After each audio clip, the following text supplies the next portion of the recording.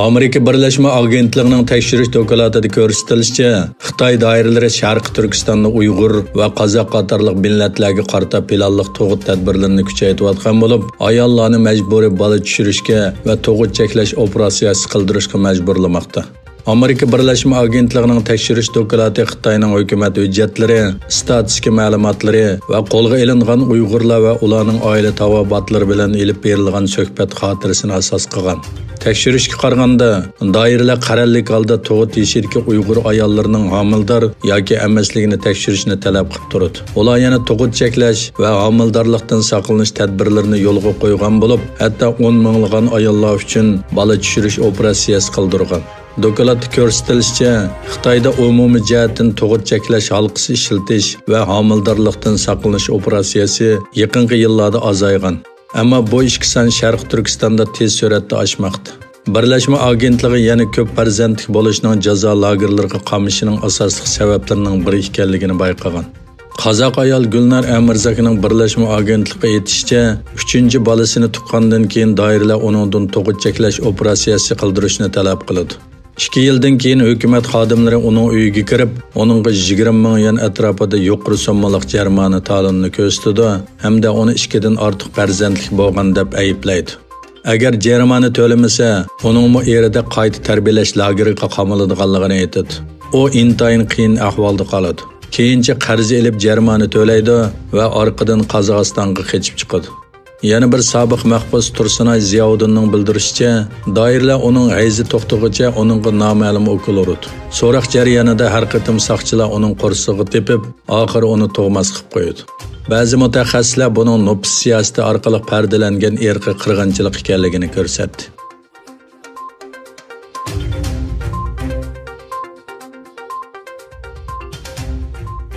Xitoy Tashqi ishlar ministerligi Hong Kong alayda ma'mur rayoniga munosabatli masalalarga yomon niyatda aralashdi deb Amerikalik amaldorlarga viza cheklimiz qo'yadiganligini e'lon qildi.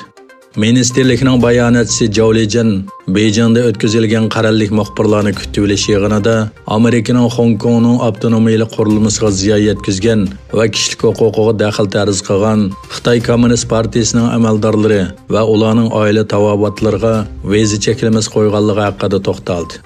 Bayonotchi Zhao Washington hukumatining saxta jazo orqali Xitoyning Hong Kong davlat bexatarlik qonunini to'sishga urinishining muvaffaqiyat qozonolmaydiganligini o'tirg'a qo'ydi va Xitoy hukumati Amerikaning xato qilmishlariga qarata Hong Kongga munosabatli masalalarga yomon niyatda aralashgan Amerika amaldorlariga viza cheklimiz qo'yishni qaror qildi dedi. Amerika Tashqi ishlar ministri Mike Pompeo 26-iyun Hong Kong avtonomiylik qurilmasiga ziyon solgan va kishilik huquq dafsandichiligiga chetilgan Xitoy amaldorlari va ularning oila tavobatlariga viza cheklimiz qo'yadiganligini e'lon qildi.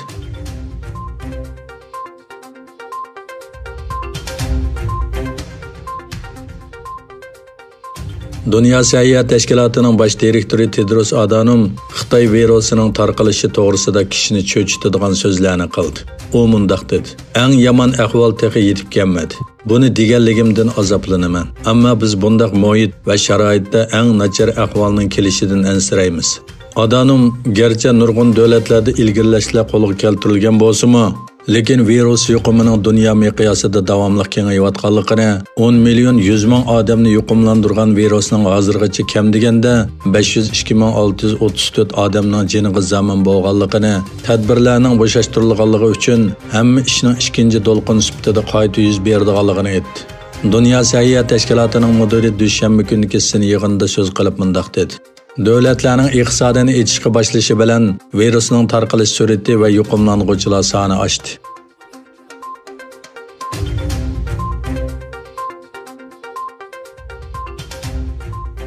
Iran bu yilning 5-ida Iranning yuqori darajali generalini o'ldirganligi uchun Amerika prezidenti Trump va 35 odamni qo'lga olish buyrug'i chiqardi. İran Interpoldan İslam İnqilobi qo'g'dinish atirti Quddus brigadasining qo'mondoni Qosim Sulaymonning qaslab o'ldirishiga chetishlik deb gumon qilingan. 36 nafar Amerika amaldorini qo'lga olishni talab qilgan bo'lib, ularning orasida prezident Trumpmi bor. Bu yil 1-oyning 3-kuni Sulaymoni bilan yordamchisi al-muhandisi Iroqdagi Bag'dod xalqaro aerodromining sirtida Amerikaning havo hujumida qazo qilgan.